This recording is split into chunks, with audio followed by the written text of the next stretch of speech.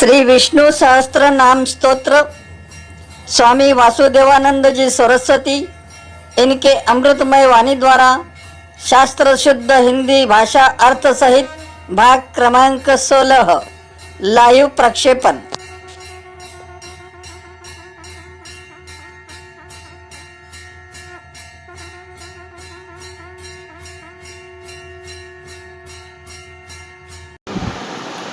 विष्णु सहस्त्रनाम प्रवचन भाग 16वां श्लोक नंबर 14। ओम त्र्यंबकं यजामहे सुगंधिं पुष्टिवर्धनम् उर्वारुकमिव बन्धनान् मृत्योर्मुक्षीयमामृतात् सदाशिवसमारम्भान् शङ्कराचार्यमध्यमाम् अस्मदाचार्यपर्यन्तां वन्दे गुरुपरम्पराम्। शान्ताकारं भुजगशयनं पद्मनाभं सुरेशं विश्वाधारं गगनसदृशं मेघवर्णं शुभांगं लक्ष्मीकान्तं कमलनयनं योगिभिर्ध्यानगम्यं वन्दे विष्णुं भवभयहरं सर्वलोकैकनाथम्। ओम तत्सत्। अब विष्णु सहस्त्र नाम का प्रारंभ करने से पूर्व भाष्यकार कुछ महत्वपूर्ण शंकाओं का निरसन करते हैं।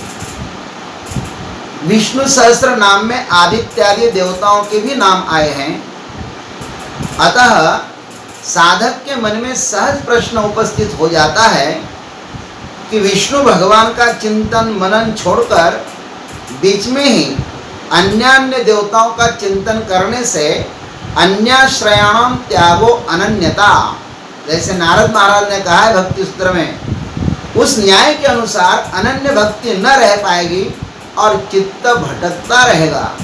इस शंका का निरसन आचार्य जी ने इस प्रकार किया है।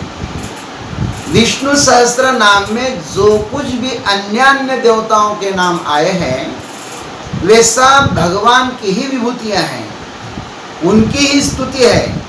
विष्णु पुराण में स्पष्ट कहा है, भूतात्मा चेन्द्रियात्मा च प्रधानात्मा तथा भवान आत्मा च परमात्मा च त्वमेकः पंचधा स्थितः।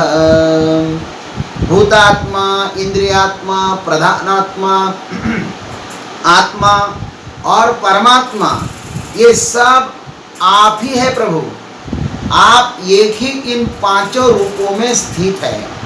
इतना ही नहीं, अपितु ज्योतिषिं विष्णु भुवनानि विष्णुर्वनानि विष्णुर्गिरयो दिशश्च नद्यः समुद्राश्च सत्त्व सर्वं यदस्ति यन्नास्ति च विप्रवर्यः।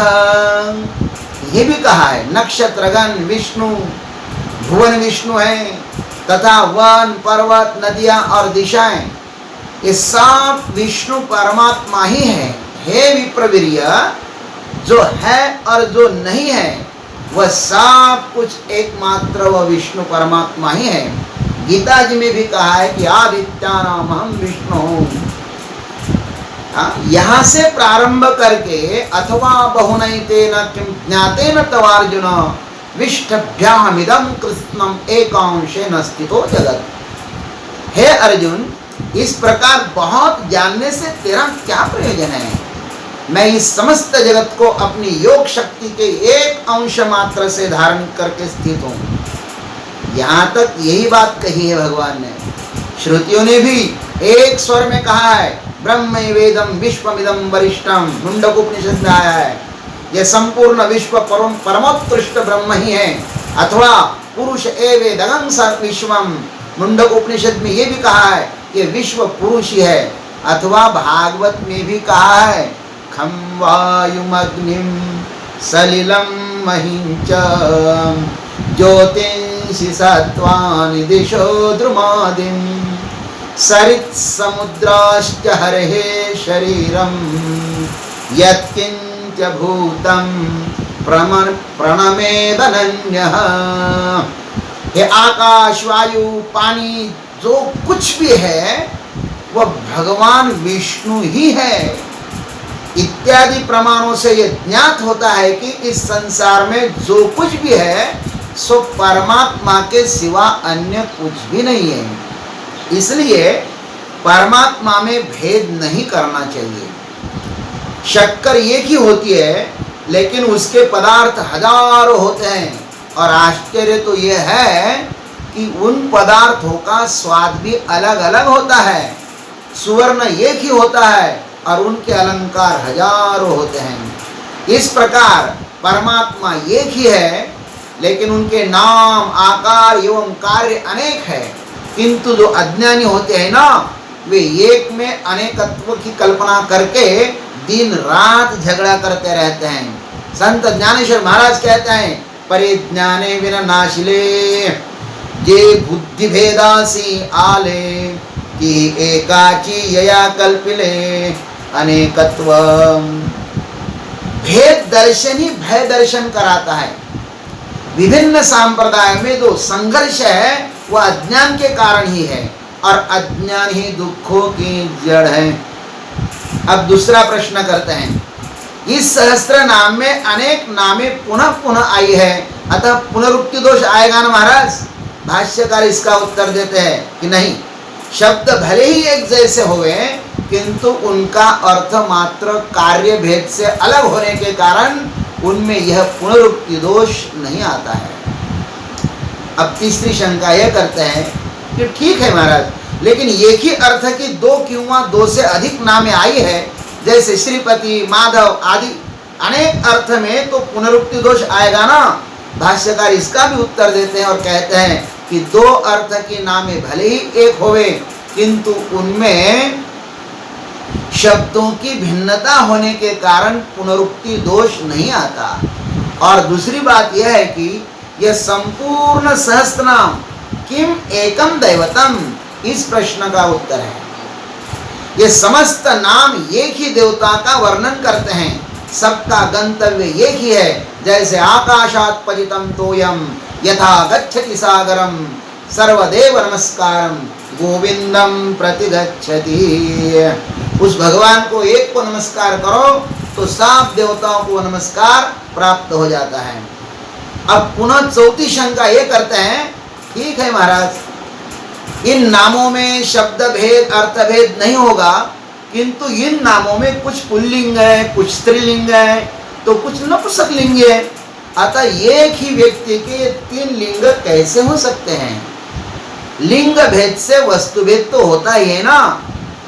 अतः क्या ये लिंग परमात्मा में द्वैत निर्माण नहीं कर सकते हैं?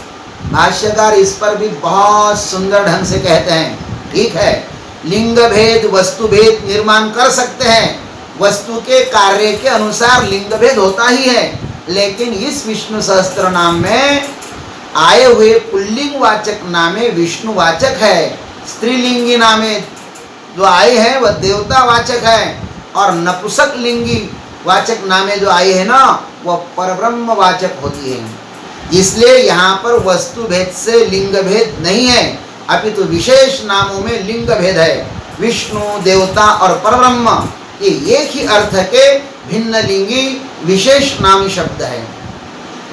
इस ग्रंथ के 11वें श्लोक में आरंभ कर कहा है कि यतः सर्वाणि भूतानि, वह एक परमात्मा ही इस संसार का सर्जक, पालक और विसर्जक है।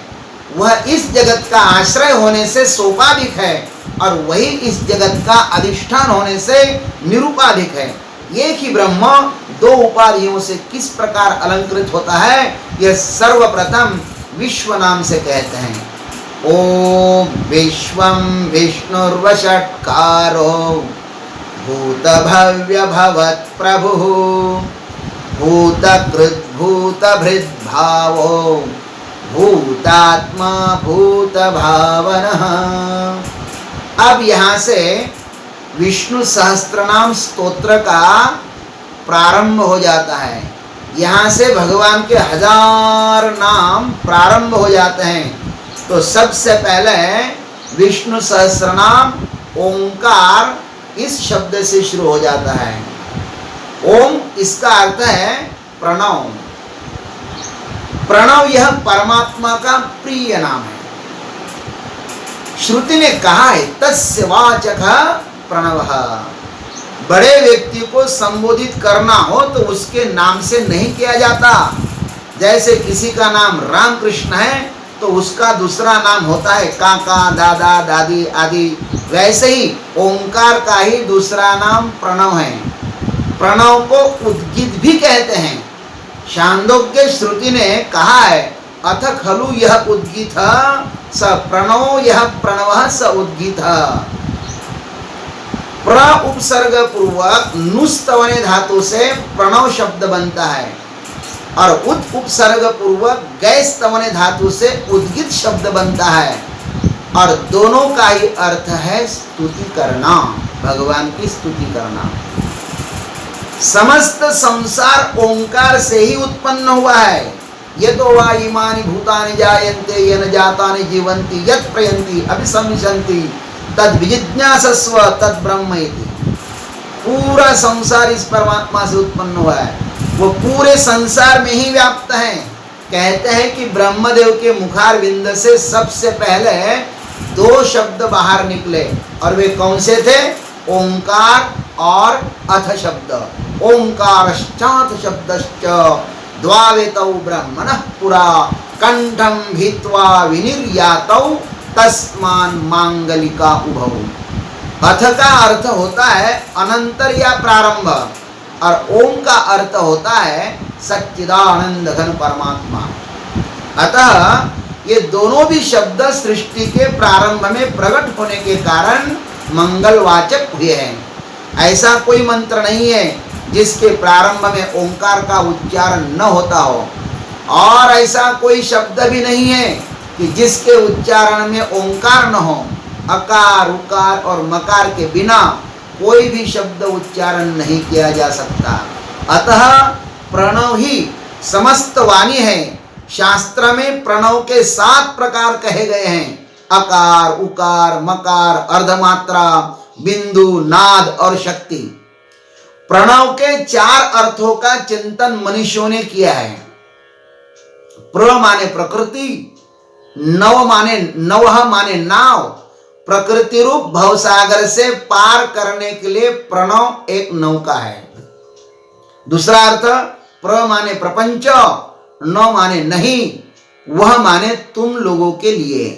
अर्थात प्रणव अपना जप करने वालों के लिए कहता है कि तुम लोगों के लिए अभी प्रपंच नहीं है, तुम लोग प्रपंच से अब मुक्त हुए हो। तीसरा अर्थ है प्र माने प्रकर्षण, न माने नयत, वह माने युष्मान, मोक्षम इति प्रणवः। यह तुम सभी लोगों को बलपूर्वक मोक्ष तक पहुंचा देगा, इसलिए उसको प्रणव कहते हैं। प्रणव का चौथा अर्थ है कर्मक्षय पूर्वक। प्र माने कर्मक्षय पूर्वक, नवह माने नूतन ज्ञान देने वाला। समस्त कर्मों का क्षय करके यह नूतन ज्ञान देता है। मांडुक्य उपनिषद में इस प्रणव का सविस्तर वर्णन किया गया है। इस प्रणव का सविस्तर वर्णन किया गया है। जब मांडुक्य उपनिषद पर हम लोग चर्चा करेंगे तो उसकी वहां पे बहुत विस्तार से चर्चा करेंगे। बस आज इतना ही। हरि ओम तत्सत। ओम शांति शांति शांति। देवियों एवं सज्जनों, स्वामी वासुदेवानंद जी सरस्वती के अमृतमय वाणी द्वारा श्री विष्णु सहस्त्र नाम का अगला भाग के लिए प्रतीक्षा कीजिए। हरिओम। जगदीश न्यूज़, यह चैनल आपको अगर पसंद आता है तो लाइक कीजिए, शेयर कीजिए और चैनल को सब्सक्राइब कीजिए। धन्यवाद।